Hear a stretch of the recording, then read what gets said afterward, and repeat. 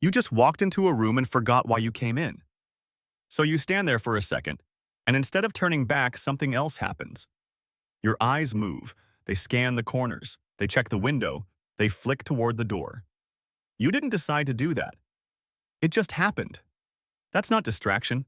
That's not anxiety. That's 300 million years of survival code running in your skull right now, in the middle of your ordinary Tuesday. And here's the strange part. It never turns off. Your brain is not designed to relax. It is designed to survive, and those are not the same thing. Not even close. The system running inside you right now was built for a world that would kill you without warning. A world where the rustle in the grass was a lion, where the wrong face meant exile from the group and death alone in the cold, where danger was not a possibility. It was a certainty. Your brain remembers all of that. It doesn't know that world is gone. Neuroscientist Joseph Ledoux spent decades mapping what he called the fear circuit in the human brain. What he found was that the part of your brain responsible for threat detection, a small almond-shaped cluster called the amygdala, processes danger before your conscious mind even knows something has happened. Before you see the snake, you have already flinched. Before you hear the full sentence, you have already read the tone. The response comes first. The awareness comes second. You are always reacting before you realize you are. This is not a flaw. For most of human history, the gap between noticing something and thinking about it was the gap between living and dying. But here's what makes it strange. The amygdala does not only respond to real threats, it responds to the possibility of threats, to ambiguity, to anything it cannot immediately classify as safe. Researcher Michael Davis at Emory University showed that humans don't just experience fear in response to a specific danger.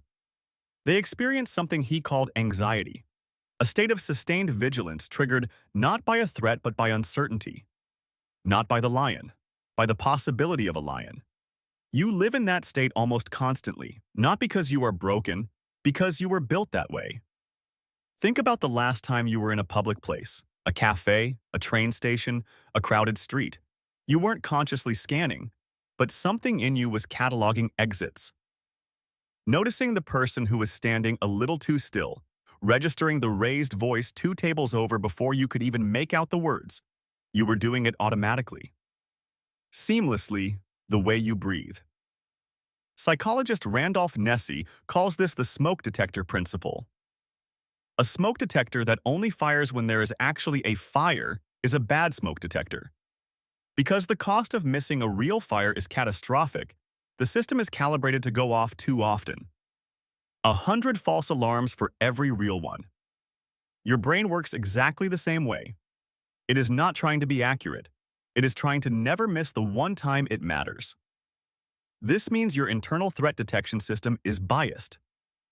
Structurally, permanently biased towards seeing danger. Not because you have anxiety, though it can feed anxiety. Because you are human. Consider what evolutionary anthropologists call the negativity bias. Across cultures, across ages, across conditions, negative events hit harder than equivalent positive ones. You remember the insult longer than the compliment. The bad day lingers in a way that the good day doesn't. A single threat can undo the comfort of 100 safe moments. This isn't pessimism, it's architecture.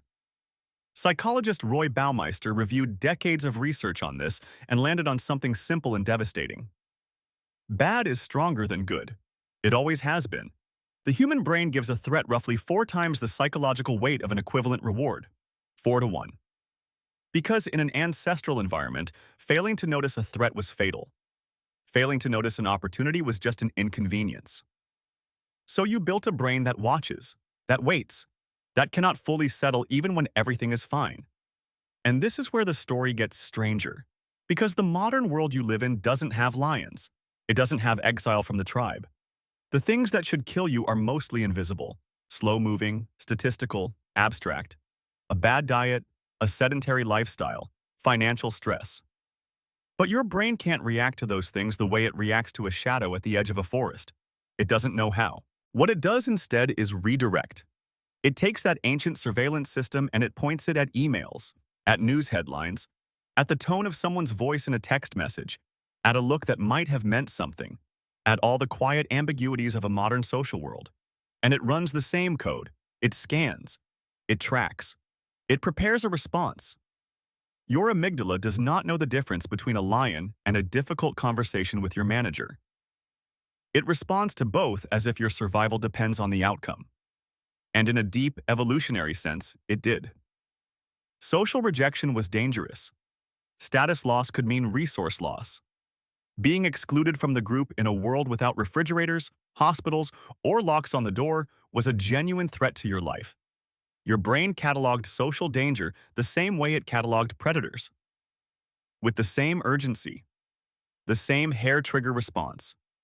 Neuroscientist Matthew Lieberman at UCLA spent years studying what he called the social brain hypothesis, the idea that the human brain's extraordinary size and complexity developed not primarily to solve physical problems but to navigate social ones, to track alliances, read intentions, predict betrayal, manage hierarchies. Your brain grew this large in significant part because other humans were the most complex, unpredictable, and important feature of your environment.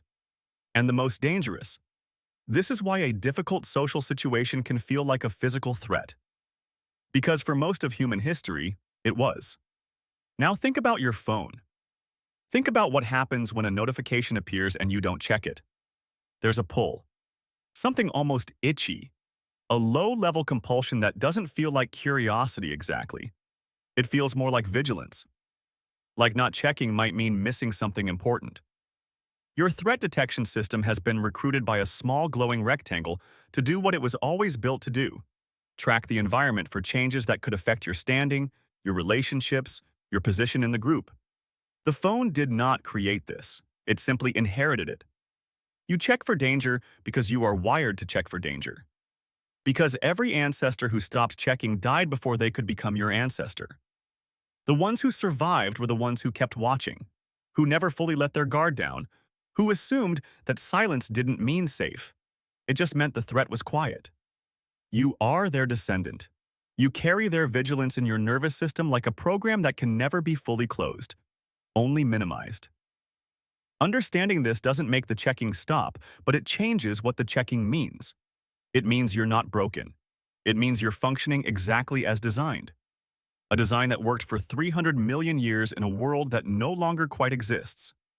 Tonight, when you catch your eyes moving to the door of a room you know is safe, when you feel the pull to check your phone even though nothing important is happening, when you find yourself scanning a peaceful space for something that isn't there, that isn't anxiety talking, that's your ancestors, still watching, still certain the world is dangerous, still keeping you alive in the only way they knew how.